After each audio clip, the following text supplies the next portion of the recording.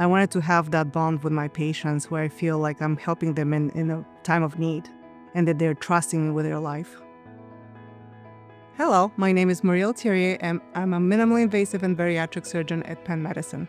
I always wanted to become a doctor. I was actually exposed to medicine and surgery at a very young age. My mother was a surgeon in Bulgaria. She was a single mother, and I often, after school, I would go and stay with her.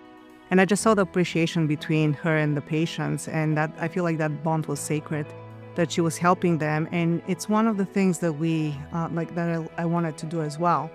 Minimally invasive surgery includes gallbladders, hernias, foregut, appendicitis, small bowel resection, and in terms of bariatric surgery, that is weight loss surgery.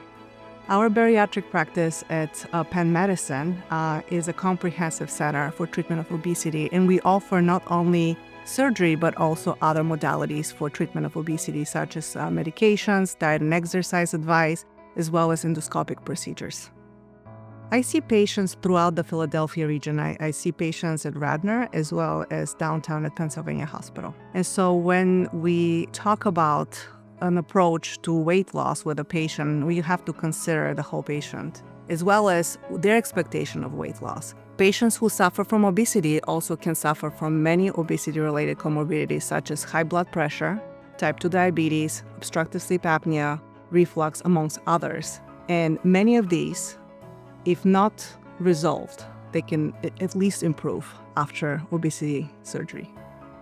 So who qualifies for endoscopic procedures? So patients who are lower BMI 30 to 50, who are not interested in surgery, into more invasive approaches, and also those that are too high risk for surgery as well. For patients with suffering from very high BMI, I would recommend surgery. And while medications is an option, ultimately to achieve their goals, surgery might be the best treatments. For my weight loss patients, when they return, it's not just about the weight loss. It's also about resolution of comorbidities. They're not taking any more medications, or they're taking less medication than usually. Their quality of life is much improved. Here we have a very long-lasting relationship with our patients where we follow them up for the rest of their life to make sure that they have the ultimate success from the surgery. And it is important to have a provider who understands what they're going through and also who is going to be advocating for them for life.